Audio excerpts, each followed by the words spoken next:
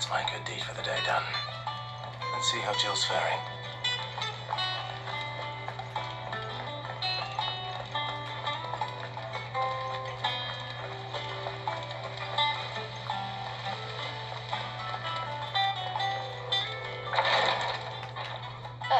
Clive.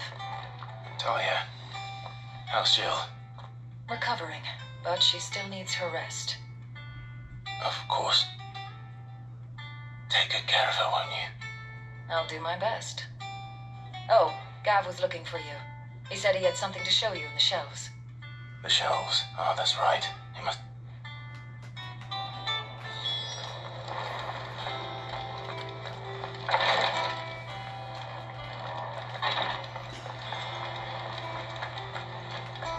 Yeah. What's everyone whispering about? Now I think we actually get some sanding time too, which would be alright. Be like in Star Wars in Tatooine.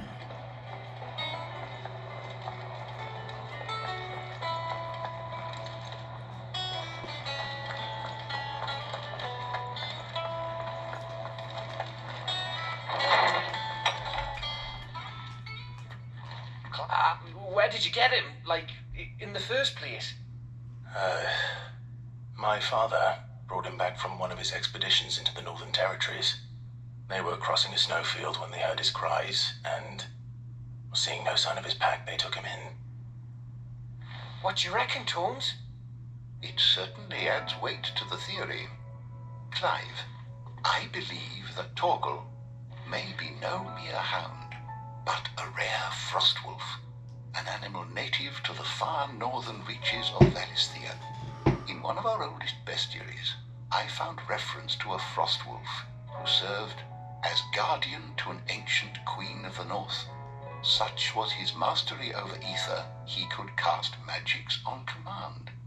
His name was Fenrir.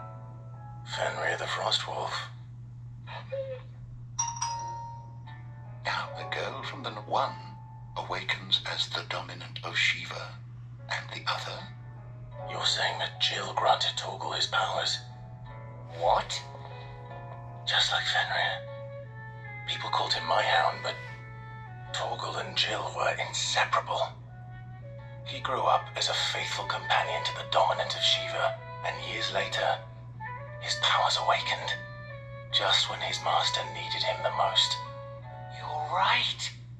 If it weren't for Torgal blasting those bastards to Kingdom Come, Jill would have been for it.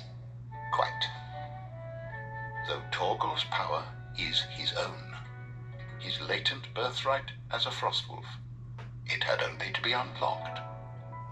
Oh, get you, Torgal. You're an even finer hound than we thought. And regarding your original concern, you need not fear for Torgal's health. Why, the beast has the appetite of a behemoth. Just this very morn, I found him with his nose buried in my nuts.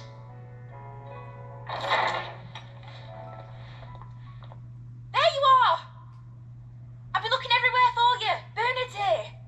I need you to introduce us so we can get to work.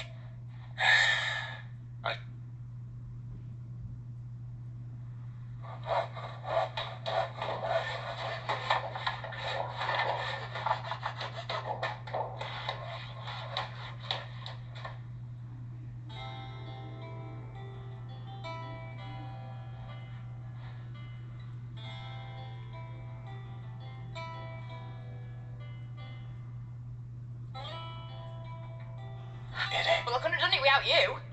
You and everyone else. But I promise I'll pay you back. I'm going to work just you wait. Then I look forward to seeing them.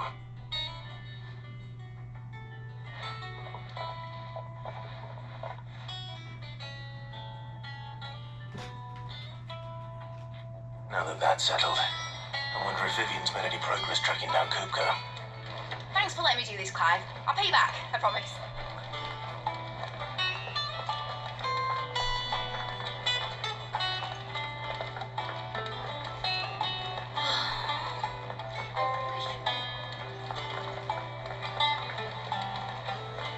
I think I'll wait till Mid's away.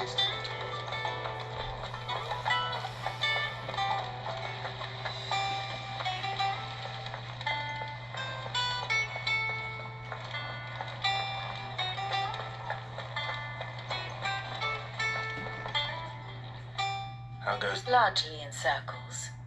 We have myriad sightings of strange soldiers in unexpected places, but nothing definitive. If only we knew. Well, if anyone can... What? Word, that'd be a... Do you know, Clive? You have nothing to worry about on that front. That is a relief. Clive, you got a minute? We, have a guest. A guest.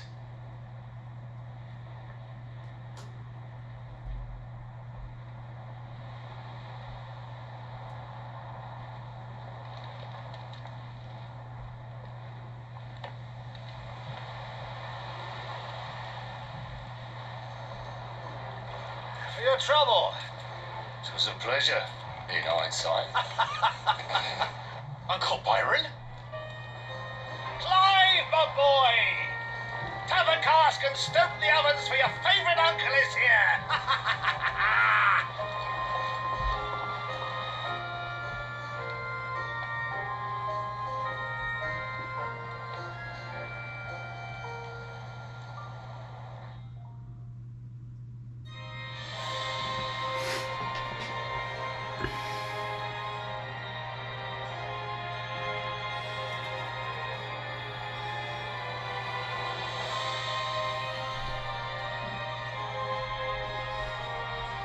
Dalmekian government sues for peace.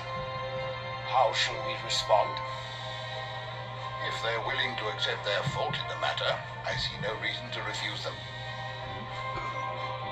Still, we must insist on substantial reparations. The Twinside stores are not as bottomless as reported. Aye, and we have many more mouths to feed.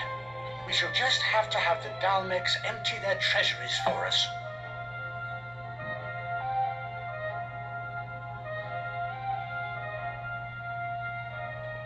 Of course, none of this would have been possible without your timely intervention, Prince Olivier.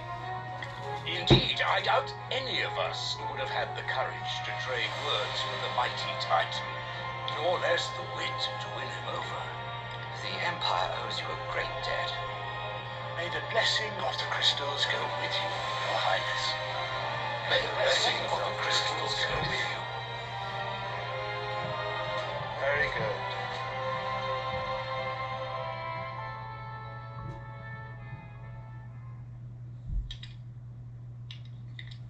Now, let us come to the question of precisely when the Dalmeks will withdraw their troops. Dion's fire could rid us of them in mere moments. The men of the Fist will not withdraw until a peace treaty is concluded. So let us keep the negotiations open, give them time to gather what gold and trinkets they can. And once they deliver that which we demand, what worth is a piece of parchment?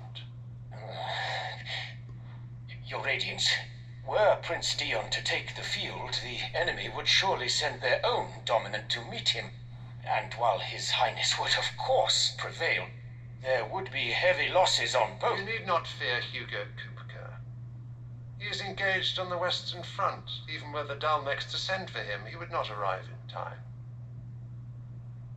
As much as I would enjoy witnessing a clash between Bahamut and Titan, it is not to be. And what of your subjects, Your Radiance? If the fighting spread to the city proper, the people would bear the brunt of it. There will be losses, it is true. Yet for every citizen who falls, another can be bred. For every home that burns, another can be built. The Empire will live on.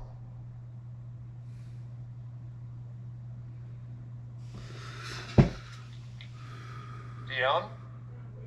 Yes, sire.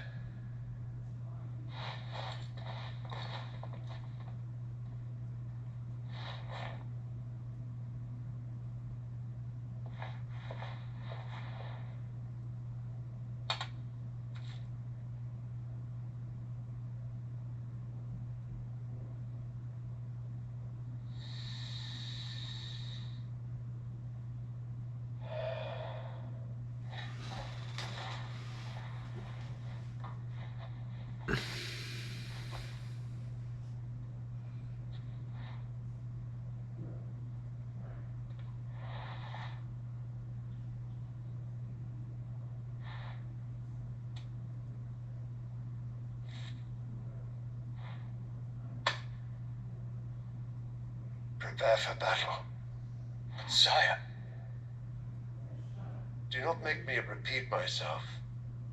Return to your camp and await my orders.